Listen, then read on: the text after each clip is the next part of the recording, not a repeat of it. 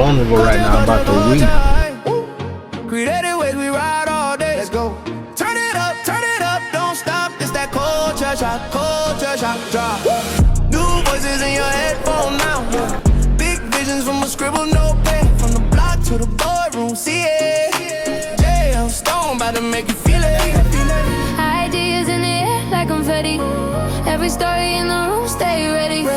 Press play, get pulled in slow. Then the beat hit hard when you feel that glow. Oh. This is Culture Shock Pod with JL Stone. Where the culture talks back and the wild minds roam. From the canvas to the screen, to the pen, to the phone. If you're chasing that spark, you are not alone. Culture Shock Pod with JL Stone. What's up, family? Welcome to another great episode of Culture Shock Pod. I am excited about today's conversation. I am your host, JL Stone, and over the past few episodes, we've had amazing guests come in and just chop it up with us, and we've had heart-to-heart moments. We've had down-to-earth conversations, and as I've stated before, the intent of Culture Shock Season 1 is to highlight individuals that have been impactful in my life, young people that I believe are doing great things with their lives as we've gotten older now. It's interesting that we are the new adults of today and how life just has a funny way of working itself out. And speaking of funny, I have the privilege of having one of the funniest people I know in the studio here with me today, my sister, my friend. Let's clap it up, Culture Shock, for Tiffany Newsome being in the building with us today. Let's clap it up. Let's clap it up. It's been, I ain't seen you in 10 years. It ain't been no singing. It has not been that long. Maybe 2. Nah, it's been about, Maybe 2. when last time you came to church? See, Exactly. don't throw that out there. No, don't put me under the bus. Let's talk about, let's jump, because let's talk about how Tiffany got here. Tiffany inboxed me Sunday. Mind you, this is my sister that I grew up with. And you inboxed me Sunday and said, what'd you say? I called myself surprising you pulling up to Courageous, and nobody was there. I'm like, where is everybody? I'm like, okay. So I text you. I'm like, okay, maybe they having it at somebody else's church. Mm-hmm. And my baby was like, I don't want to go to church. I'm like, okay, well, that was God answering your prayers because we didn't go to church. But we had got dressed and everything. I was excited to see you, but I didn't know you were there. Yeah. I probably would have still been there had you been a little more consistent with coming when you was here. And what happened was I wasn't ready. Okay. I wasn't ready then. I stopped everything dealing with church. I could. That makes sense. It was church hurt. No, I was What church you grew up in? New Hope Baptist Church. Oh, right yeah, here on the in west Valdosta. side. Yes. Oh, right here in yeah. Valdosta. My grandmother still goes to New Hope. Does she? They just got a new pastor. Great Yeah, guy. Mr. Fluka. Yeah, Mr. Aiden. Mm-hmm. Now, when I was going to New Hope, Fluka was playing keys for Pastor Hopkins at the time. Really? See, okay, so a little bit about me. I used to go to church for all the wrong reasons. Mm-hmm. And so we would go between, and I was always Baptist churches for some odd reason. We would go between New Hope and what's the church of the big Baptist, St. James. Never heard of St. James. It was some pretty women at them Baptist churches for us to be in high school. Let me say that. And I would go to New Hope, and we would go. We would always go because they fed us. Mm-hmm. So I would go to Bible study at New Hope. I don't know if you remember Joy Noah. I do. You did? I do. I definitely remember him. I was asking my grandma about him yesterday, and I didn't know he was in some trouble and stuff. I'm like, oh, man. Yeah. I was like, he'll get there. Yeah. Preferably. Everybody had to go through that. Well, I ain't going to say everybody, but people who just chose that lifestyle. Yeah. I thought about Jay the other day, and I said, man, I remember how we was together every day since we met, and I like you said, he'll get there. Yeah. He'll get there. And so we was at New Hope all the time during the week. And I would always be taking over Bible study, and the teachers would be like, man, you really know a lot about the Bible. Yeah, I ain't here for the Bible, but I know my word. I read my Bible. So you weren't ready at the time. So you ready now? I am. I'm starting a church in Texas. Really? Preferably. Okay. See what the Lord's saying. I'll be ready. So that 5 hours, Mm-hmm. just factor that into your budget. I'll be coming. Okay. All right. Now, we got this on record. Okay. We got it Listen, write it down, recorded. take a picture, everything. Not just playing. But yeah, seriously, I'm ready now. Like, I feel like my life is never going to work out unless I do what God has called me to do. Mm-hmm. And I can't think about family at this point, friends, Mm-hmm. anybody. So it's like I got to do it. Mm-hmm. I've been prolonging it for years. So I'm ready. What got you to this point? Life. Mm. My whole perspective changed, honestly, when I moved to Texas. I want to talk about that before you get into it. Uh-huh. What we were talking about a little bit. Mm-hmm. I remember when you hit me up and said you was moving to Texas. Mm-hmm. I said she crazy. Everybody said I was crazy, but I moved of what God told me to do. And I admire you for your obedience. Because I'm fighting God. I left everything. When I say everything, I started from scratch. And you took your children with you. Mm-hmm. The only thing that I had at the time, because I was working from home, I had my work computer, I had their clothes, and maybe like 5 outfits of mine. Mm. We packed up that Altima, that 2012 Altima, and left. And drove it. And drove it. And you know what's crazy? I was having car trouble here, but on the road, I had no car trouble. None. It's funny how God worked things out. It worked. Now, it was a little rocky when I first got there. I can imagine. I faced evictions, everything. I started losing people. Mm. The people who said they would check up on me, they didn't check up on me. I was down bad. Mm. I had got isolated. I was ready to give up. I was like, God, I know you didn't bring me here just to struggle, and I just left from struggle. Just to embarrass me. Yeah, but now it's looking up. Everything's changing. Mm-hmm. So I'm glad I stuck it out and then run back home to comfort. Did you ever want to come back home? I did, because it was uncomfortable. I didn't trust nobody. It's a town full of Hispanics, Latinos. Mm-hmm. It was very uncomfortable. Like, I'm still learning Spanish now because it's like I have to. Oh, that's dope. You Yeah. learn that Spanish. Because it's like I have to. Yeah. That's all they speak there. Majority. And they want you to speak Spanish. They want you to be bilingual, especially if you're going to have like a job at the hospital, things like that. Like, you have to know Spanish. So it's different for me. And it was hard. I was like, I never, even though I took Spanish in high school, I don't remember nothing. Yeah, right. Like, so I'm like, So, but it's been okay though. So, what a lot of people don't know is your dad was, how is Dip? He doing good. Okay. You talked to Dip lately?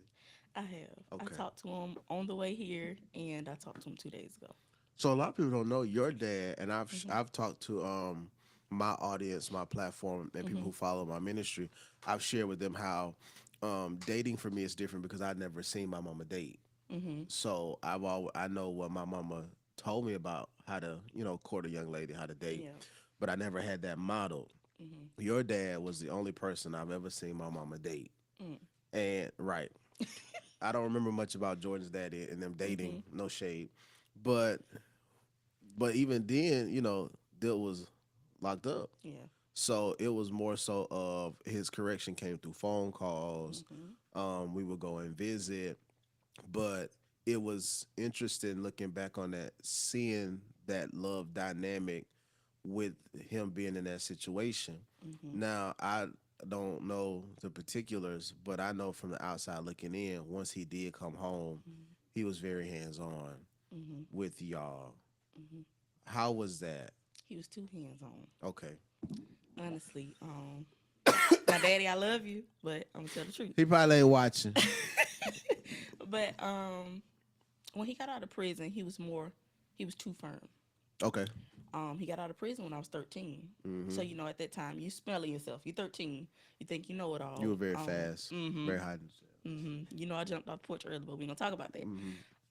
We're going to talk about it.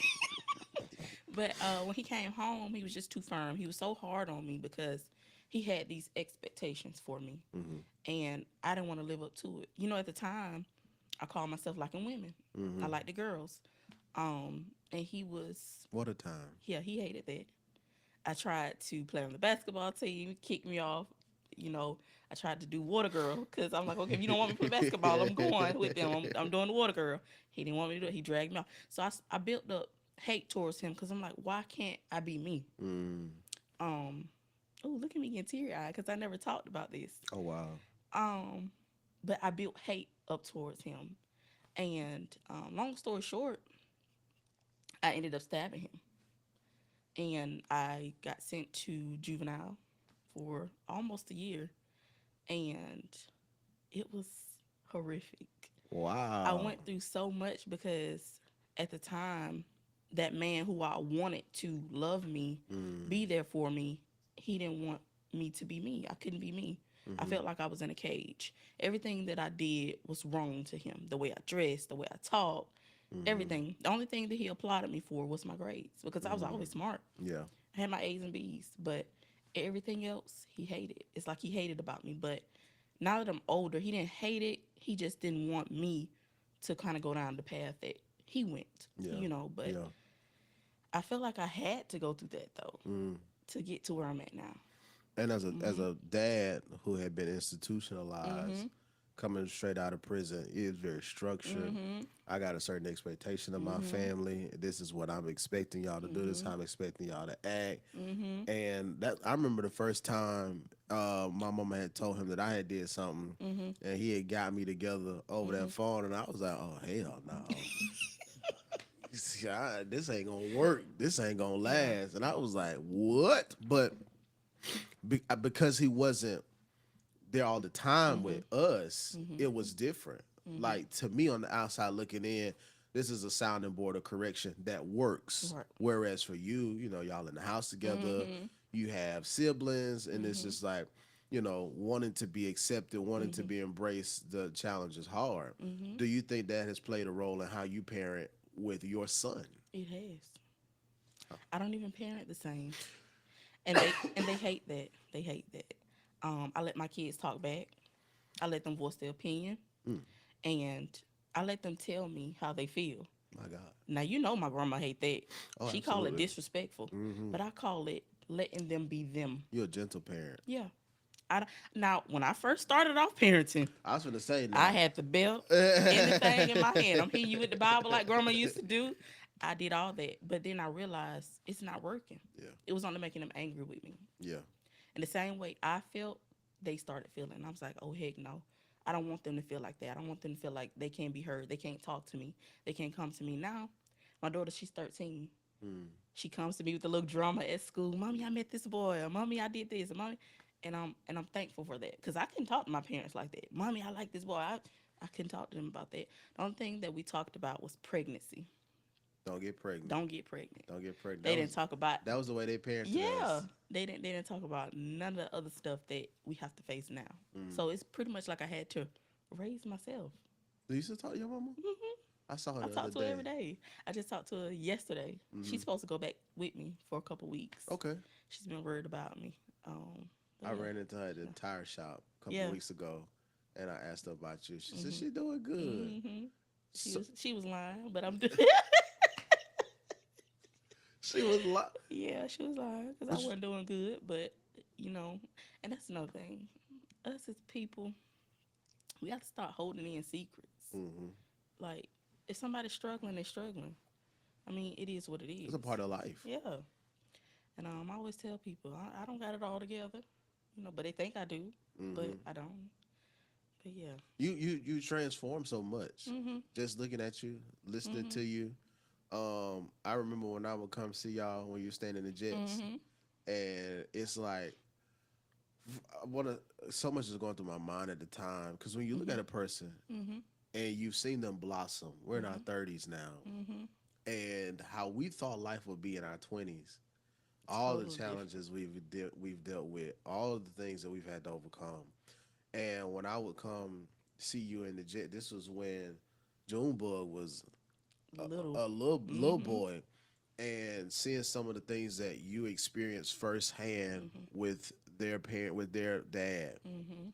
and I was like, dang man, like this really happens. Single parenthood really happens. Mhm. People leave their children to be raised by one person Mhm. in real life. And in high school, we never would have thought, or I would have never thought that that would have been your story, but it has helped to develop Right. a woman that I see that carry such a level of confidence because I've seen you cry.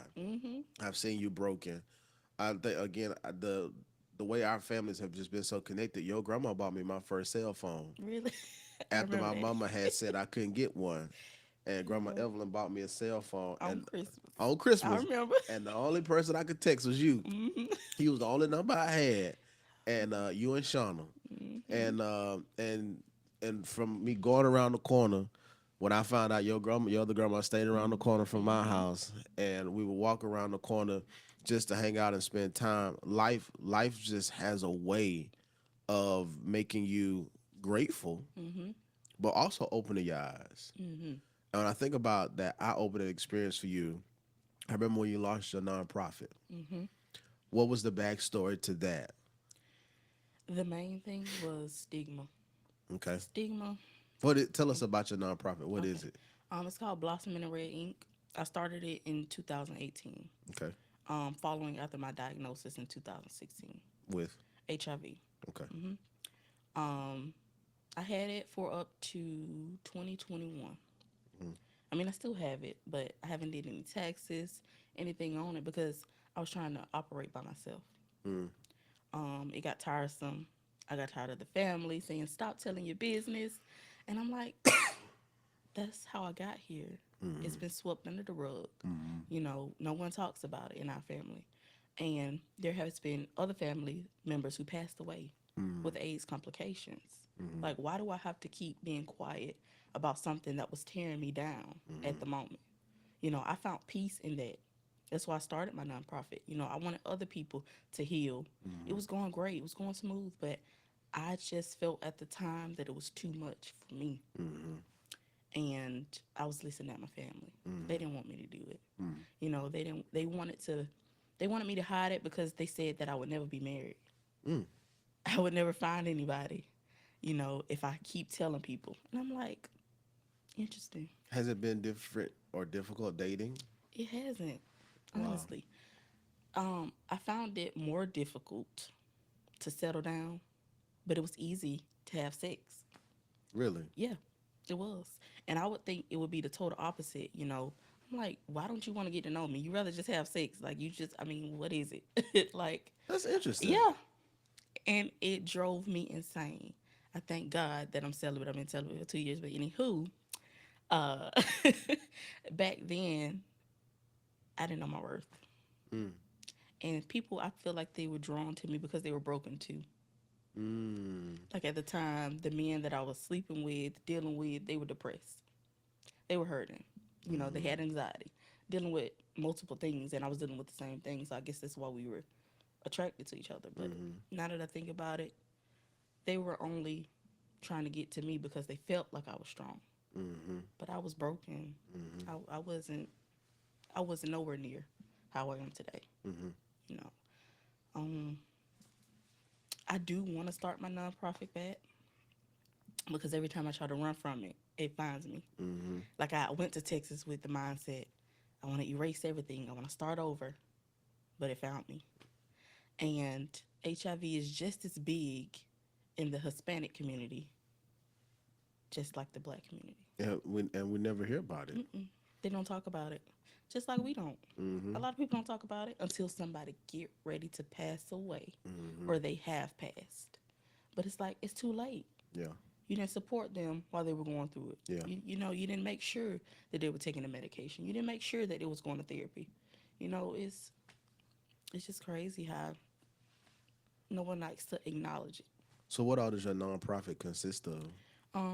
Group sessions, kind of like, well, I'm not gonna say therapy because it was just talking. We had sessions on Zoom. We met up at the library. We ate. We talked. We just wanted to be normal. Give a community. Yeah. Gotcha. And we did fundraising. We passed out blankets to the homeless. It was all about just helping. Yeah. Helping everybody blossom. Yeah. And that's what I wanted it to be. I wanted it to be big, but at the time, I just couldn't. But Looking for something like that to be big in a small town where everyone, because you think HIV and you think, oh, I can't be around you. Like if I touch you, I'm gonna get sick. And the main thing that I get is you don't look like you have it. Yeah. I'm like, it doesn't have a look. Yeah. That's the thing. You know, what is it supposed to look like? Mm. And I think they believe that's a compliment. But I'm like, Mm. that's no compliment. You know, that's not, you know, and I don't take that lightly. I'm like, well, what is it supposed to look like?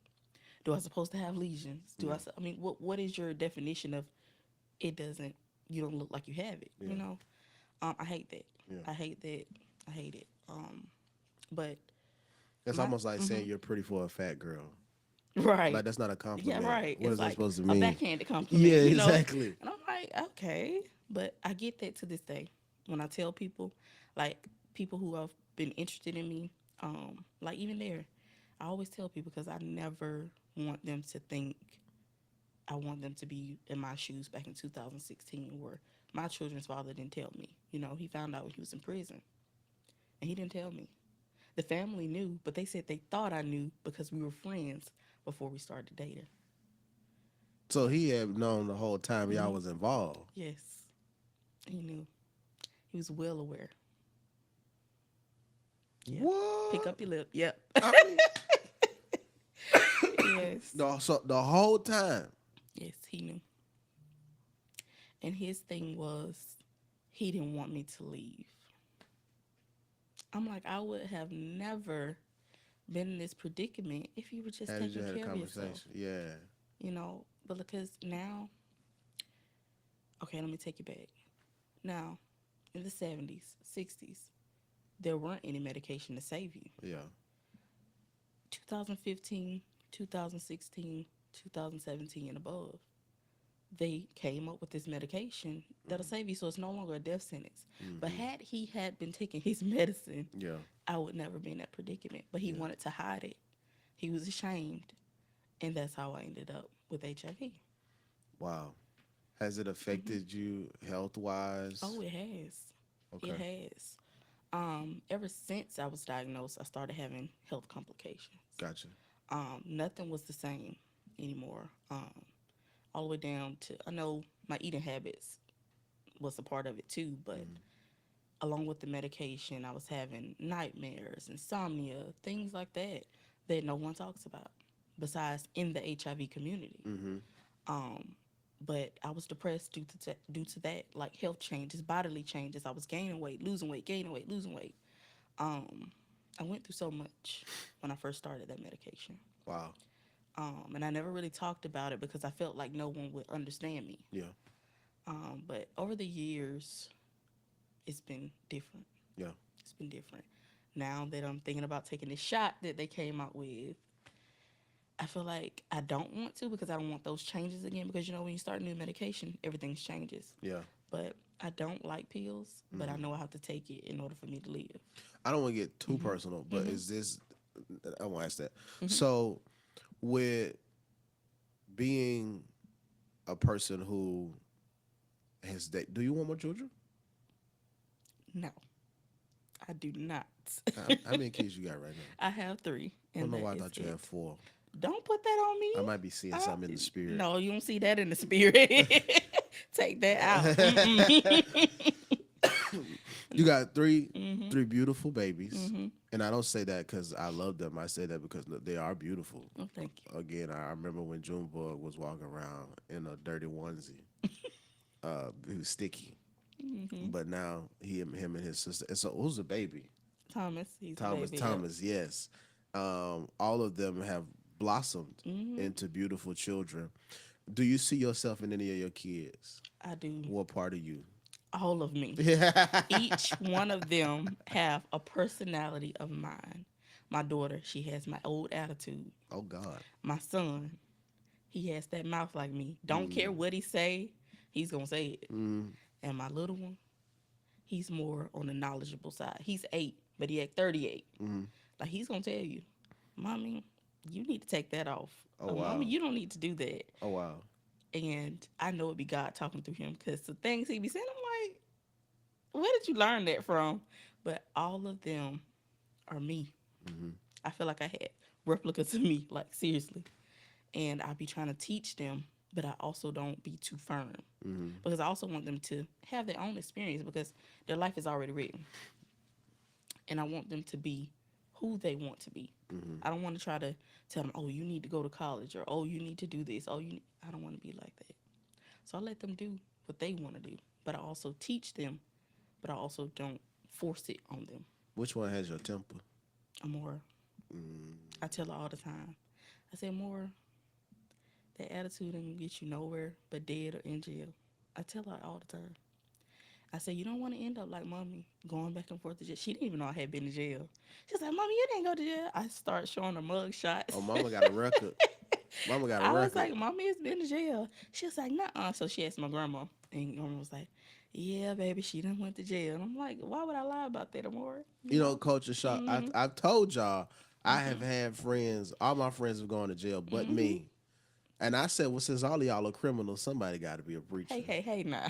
Somebody got to be a preacher. Somebody got to live on the straight and narrow. You know what, though? But I'm so proud of you, though, that you never went to jail. Never. That's rare. The devil tried it. It's rare, though. I mean, I know you may have gotten close to it, but you didn't go. Yeah. But that wasn't supposed to be a part of your life, though. Mm-hmm. But people probably had predicted it because you used to hang with us. Oh, he going to jail next, for you know. Sure. And I've been But- in a couple handcuffs, but Yeah. you know, for me, it's just like I never thought I was better than y'all because I didn't. I knew I knew where I could have landed. And when I think back on it and I'm looking at our life now, I'm like, I'm glad that even though y'all did go, that wasn't where y'all stayed. Right. Everybody that I know that is going to jail came out with a wake up call. Oh, this ain't it. I know. So I had a friend tell me one time, oh, I think he locked up now.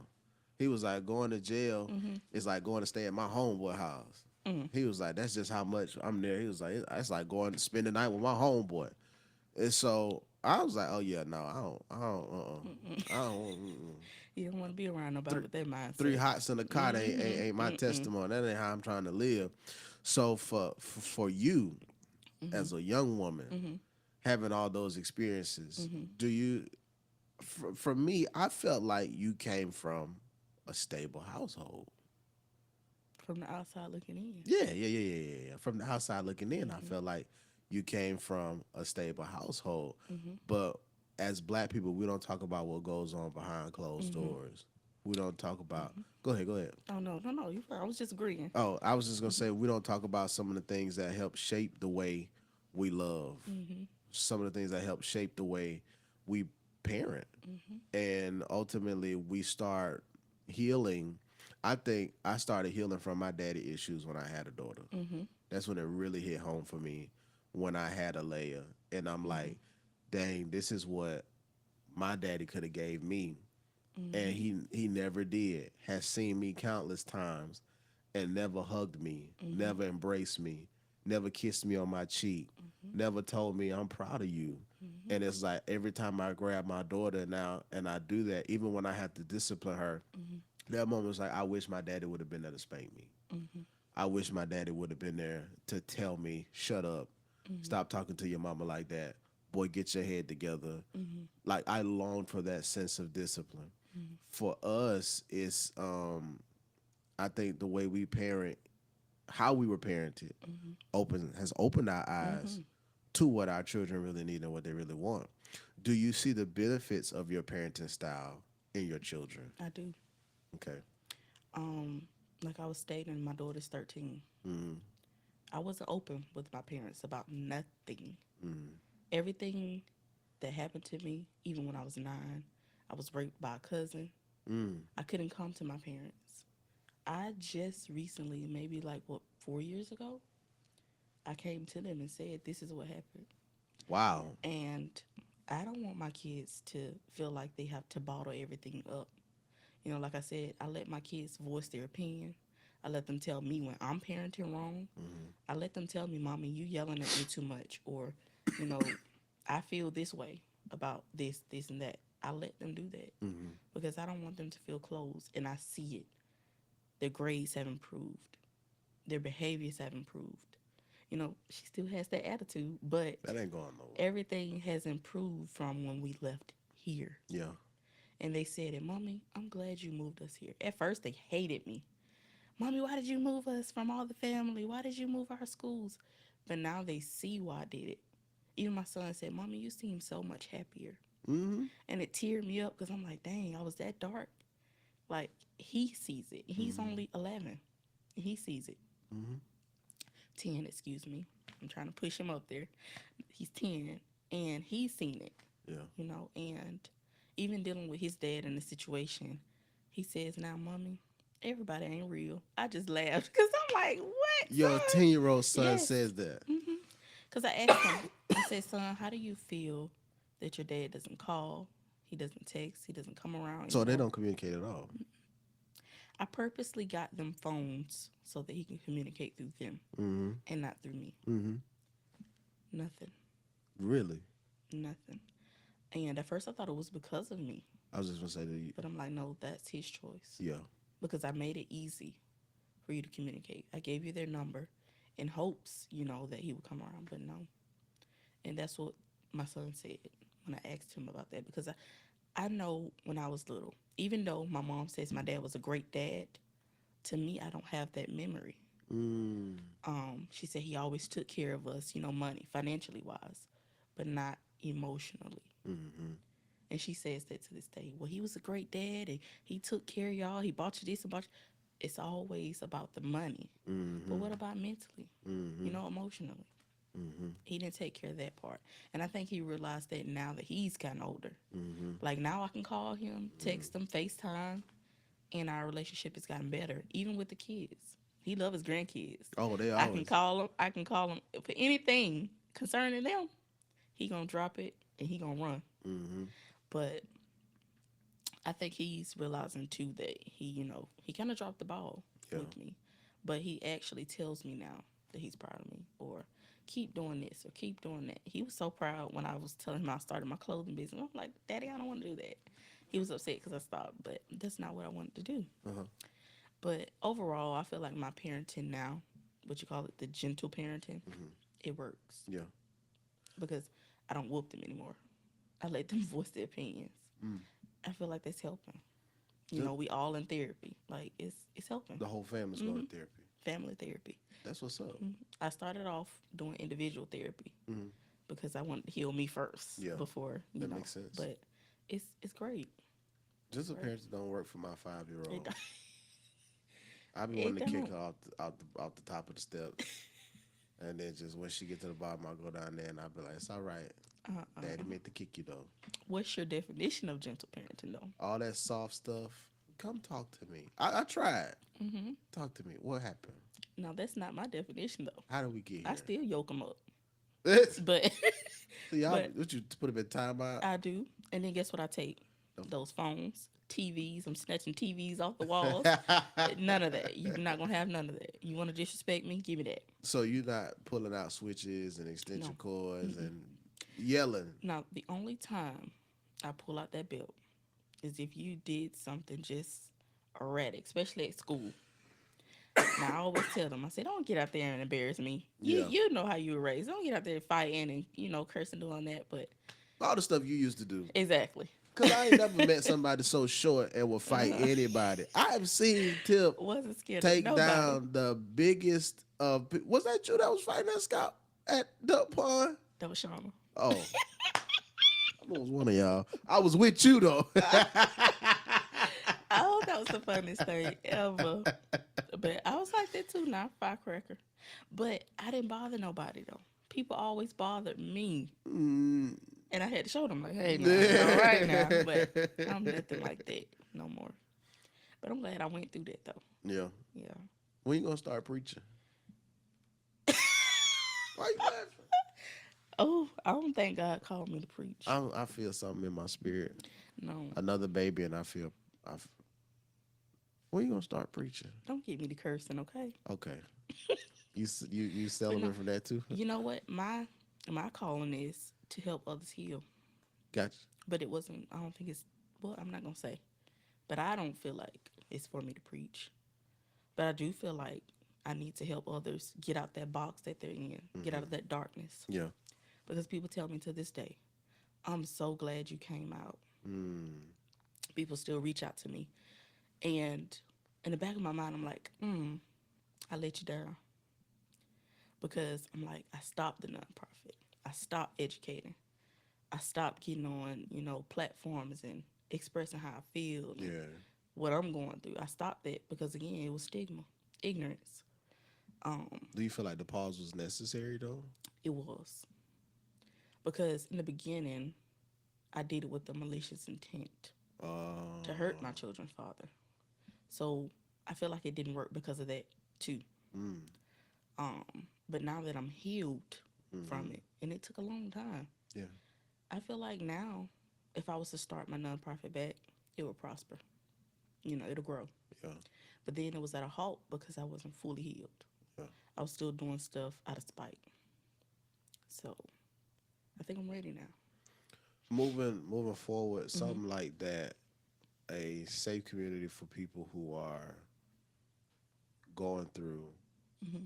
something like HIV Mm-hmm. or any type of sickness, Mm-hmm. any type of dis-ease, Mm-hmm. not disease, but dis-ease. Mm-hmm. Starting a community like that, how essential do you think it is for millennials Mm-hmm. and black people? Mm-hmm. You talked about Hispanic community, minorities, Mm-hmm. period. How essential do you think a community like that is for this generation in this time? I'm gonna take a long deep breath. It's very, very vital. And I'm gonna say this because it's so much ignorance, lack of knowledge Mm-hmm. in the communities, both communities. Yeah. Due to we don't talk about it. Mm-hmm. And especially now, you got all the artists, Sexy Red and all them, promoting sex because sex sells. Absolutely. But You can't even get on Twitter mm-mm, or Facebook for right, that matter. without it. Yeah. And I feel like it's needed.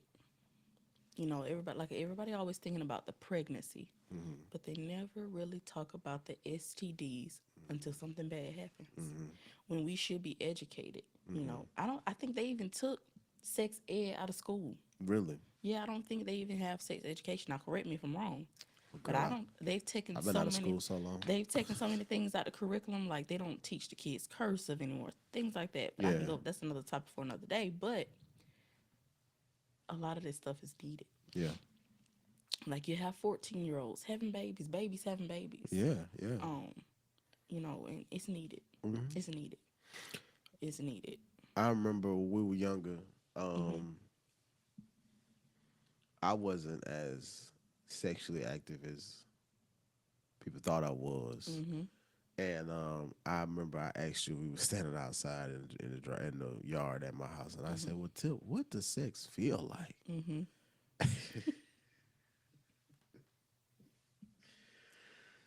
I said, "What?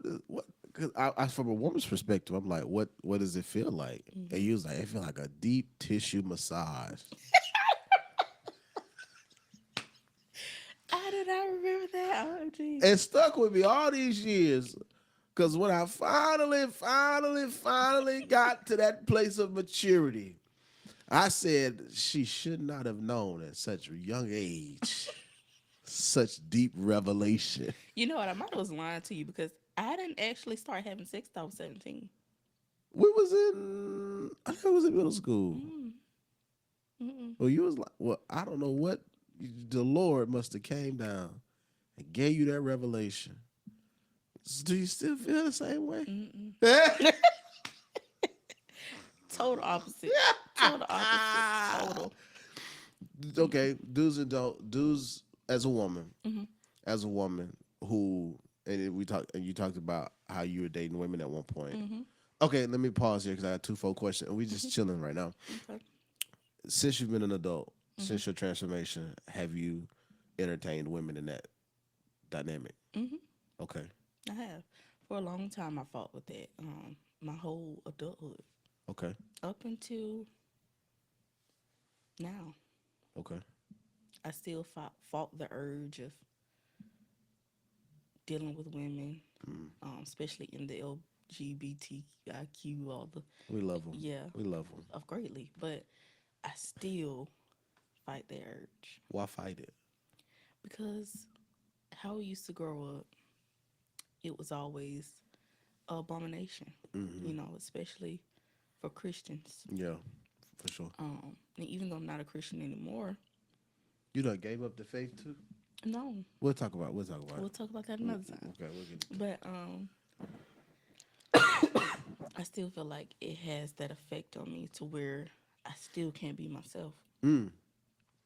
Um, I've thought about it numerous of times, but in the back of my mind, I'm like, that's not right Mm. because I know at the time it didn't feel right either. But now that I've been sober, from drinking and smoke, because I felt like that ignited some of those things. Um, Now that I've been sober, it's not as hard, but I still have those thoughts like maybe I should just be with a woman. But I know it's not gonna solve any of my problems. Okay, that's what that. That's the thing. Like, I'm not against people same gender loving communities. You know, if that's who you choose to love, that's who you choose to love. But who you choose to love will not, or they're not supposed to fix a you issue. Some people fall in love and it works. You find your partner that's gonna really help you heal. That's gonna help you get through it. That's gonna help you mature. But that's not always the case. So, are women? Is it different with dating women? Um, I guess what I'm trying to ask is like, how open are they? Are they a little more open? Because you tell a woman, "Hey, I'm HIV positive." Is their reaction and response different than a man's? It is. How so? Very much different. It seems as if women understand it more Mm. than men. I'm not gonna say all men because there have been some men, doctors, lawyers, and they're like, okay, Really? I'm educated, but then there's some that's like, they have that mentality. Yeah. I just don't give a damn. Yeah. But women are more, they're like, okay, I want to learn more, or I already know, Yeah. and I know I can't get it this way. I know I can't get, I feel like women educate themselves more, That makes sense. you know, um, but women have been more open to it Yeah. than men. I don't know. I just felt that for you, when I think about your life and your future, you've just never gave us traditional. You never just gave us tradition. You have always, like, Nay gave us traditional. You know, Southern Belle, married, X, Y, and Z. But Tip has just always been Different. absolutely. What they call the black sheep. And because I'm more mature, growing up, yes, black sheep for sure, and I hated that for you. Looking back on retrospect, absolutely, black sheep. Like, we would celebrate Nay until we get in trouble. It's like, you know better. Da da da da da da. But I wouldn't be surprised. I said I'd say, like, if you told me, hey, I met a woman and this is who I'm gonna get married to, I wouldn't be like, because you have owned different and you've made different look good and you've made different be safe. Not saying that that's what you would do, but you've just, for somebody like me, going back to you moving to Texas, you have made different look good. And some people, they go through certain challenges and you be like, damn, life really beat you down. Some of these people we went to school with, they look like they in their 40s. I've seen it. And you'd be like, dude, what is happening right now? Stone. Yeah, like, man, hey, back up from my car a little bit. I've seen it, and it's heartbreaking. It is. I just had a talk with my cousin. We really not cousins, but we're cousins because we were raised up together. I was telling him, I'm like, we don't have any family reunions, like nothing. I'm like, we got to come together because the way our classmates are leaving here, oh yeah, man, oh yeah, something has to change. and it's scary. It's scary, like seeing people we sat in homeroom with, and you be like, they did what? When I got the news that Tamisha passed, oh, I cried. That shocked me. I cried. I had just talked, black people. I had literally just talked to her, and I was like, my homeboy called me and was like, "You heard what happened to Tamisha?" I'm like, "Tamisha who?" Mm-hmm. And when I saw that, I was like, what? Mm-hmm. You never think that life would happen to people that close to you. Mm-hmm. You just never think that. Mm-mm. So, For me, I made it personal because she's a mother. yeah. And that's why I cried too, because it's like I went back to my domestic violence I had to deal with, with the kid's dad. Yeah. And I'm like, that could have been me. We were out there fighting. He could have shot me. Or I could have stabbed him. And I could have been in prison. And, or I could have died. Like, when we were fighting, he could have hit me wrong. And that could have been me. Yeah. So I cried because it was personal. Yeah. It felt personal. Someone shot her. She felt, Safe with. yeah. Yeah. And that's why I took it personal. Yeah. But that's hurtful. I wouldn't wish that on nobody, Yeah. But it hurts. You still friends with any other people we was friends with in high school? Mm-mm. No. I don't communicate with, I maybe communicate with one. Mm-hmm. But as far as talking to him every day, meeting up, none of the people. None of them. And that hurts too because it's like, dang, what happened? Yeah. But it's like we grew up.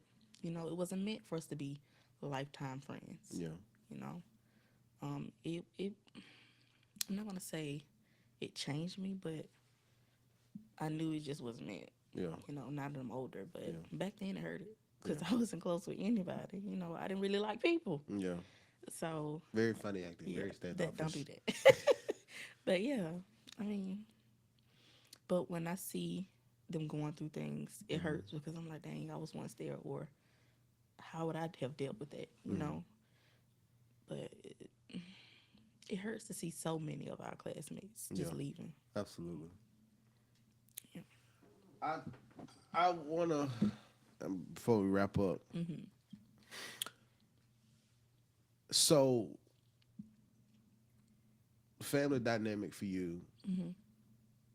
Do you still desire the traditional family moving forward? No, So no, So if you never get married, I'm okay with that. I'm okay with that. Hmm.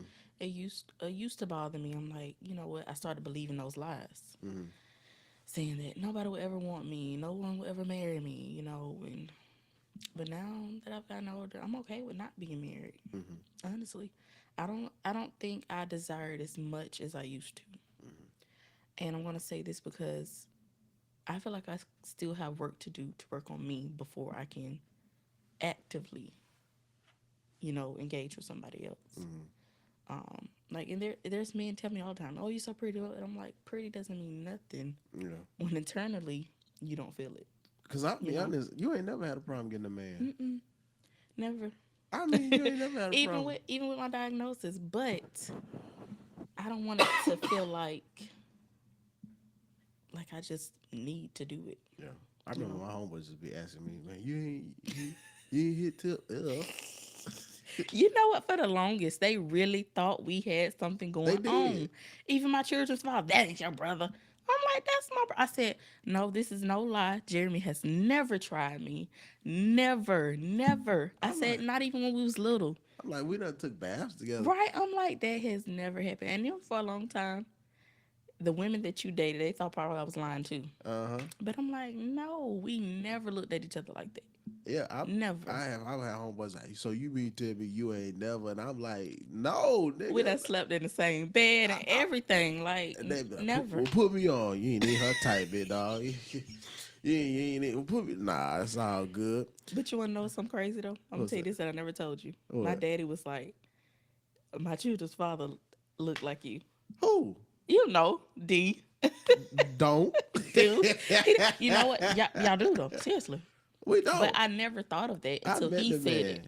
Until he said it. I met the man. We don't look alike. That's because you gonna say that anyways, because you don't even care for him. You don't like him. That nigga don't look like me.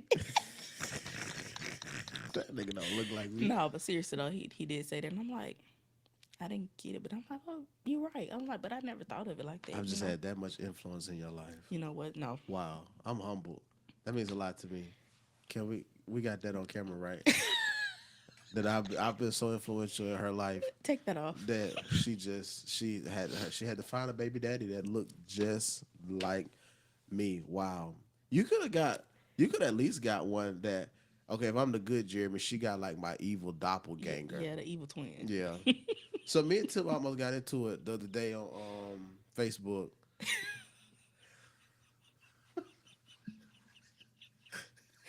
We almost got into it the other day on Facebook because she posted this girl who said some bull.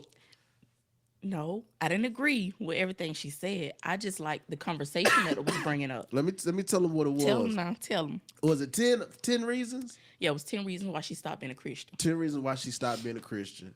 And I only agree with one reason. And that one reason was the misogynistic tone that the Bible was written in. Now, outside of that, everything else she said was pure opinion based. It was more opinionated, but I like. Did you read the comments? That's why I shared it. See, you didn't even read the comments. You know, I'm biased. See, I read some of the comments, and some of the comments were one of the main reasons why I stopped being a Christian. Which was what? I feel like more spiritual people are more open. Christianity was more of closed-minded, and that's to this day. My grandmother, if it's not in that Bible or if it's not how she was raised, she's not going for it. But spiritual is more open. You're more open-minded. Not saying you don't believe in God, because I truly still believe in God, because I still hear his voice. But it's more open than Christianity. I feel like more Christians are closed-minded. They're judgmental. And that's what the part I agreed on, you know. And she felt like Christianity created what you call it, dividing. Division. Division. Yeah. She felt like it created division, and I agreed. Yeah. You know, I felt like, I don't know how I want to put this, but Christianity was forced onto me. You know, because that's how my grandmother was raised. You know, that's how my daddy was raised. That's how my mama was raised. But now that I'm older, I'm like, everything doesn't make sense, you know, because they think that I didn't hear God just because I said I'm not Christian.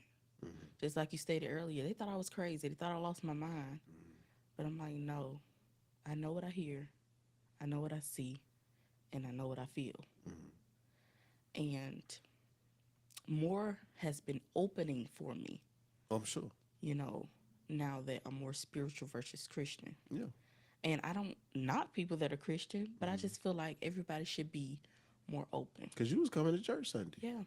And I still go to church, you know.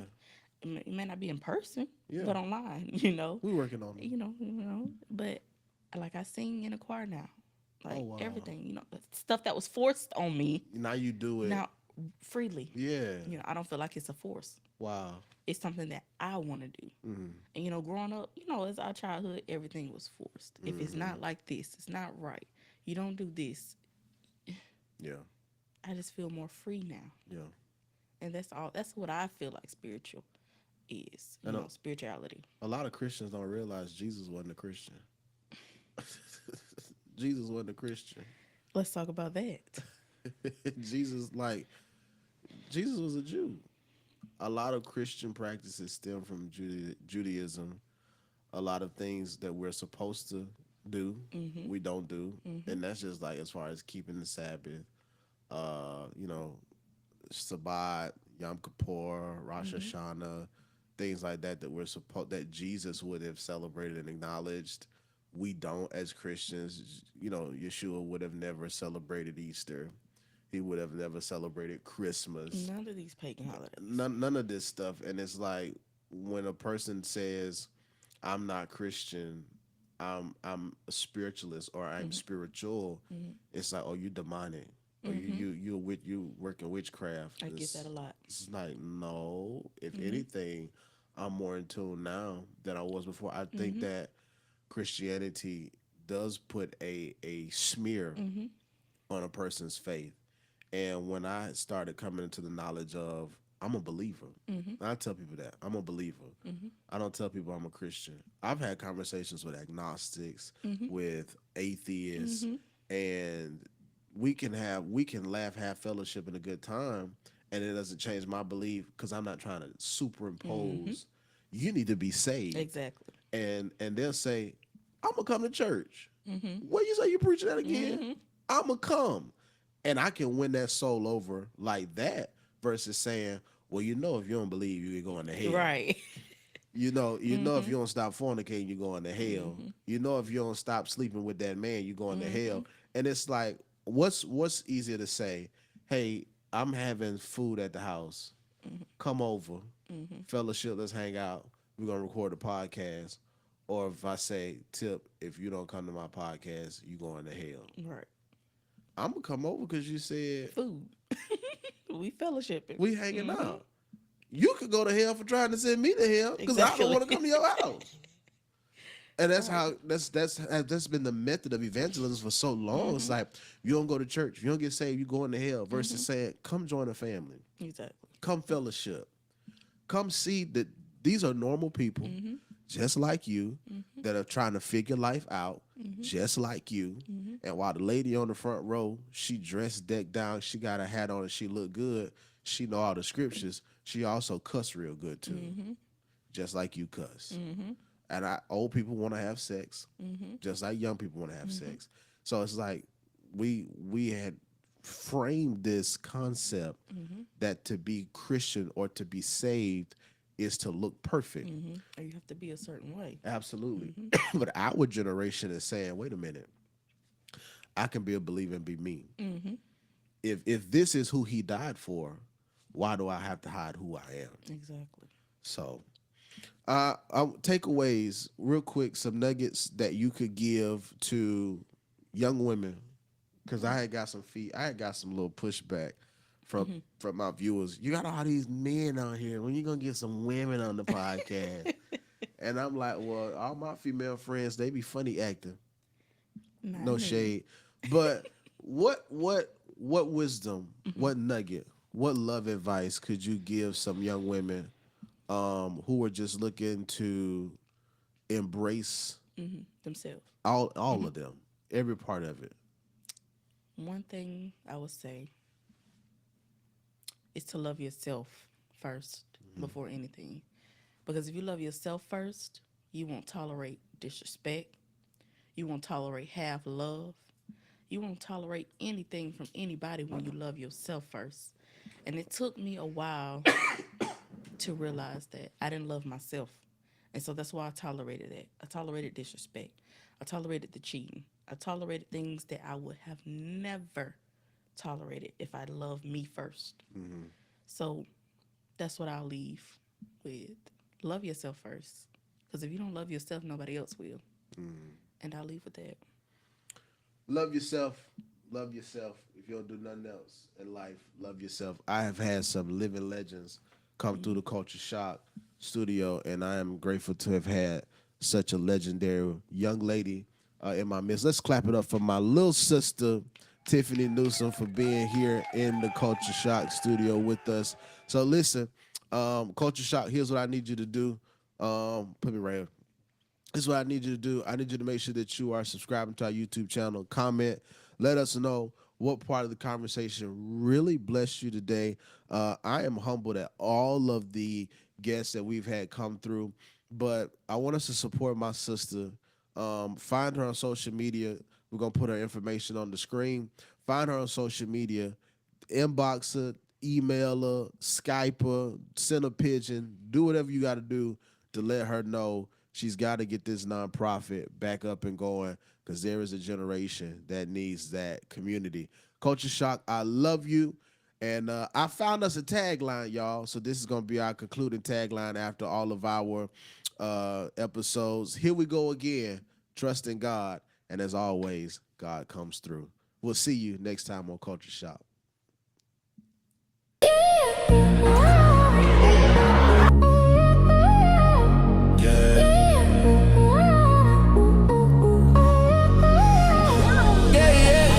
Vulnerable right now, I'm about to weep. Creative ways we ride all day. Let's go. Turn it up, don't stop. It's that culture shock drop. New voices in your headphone now. Big visions from a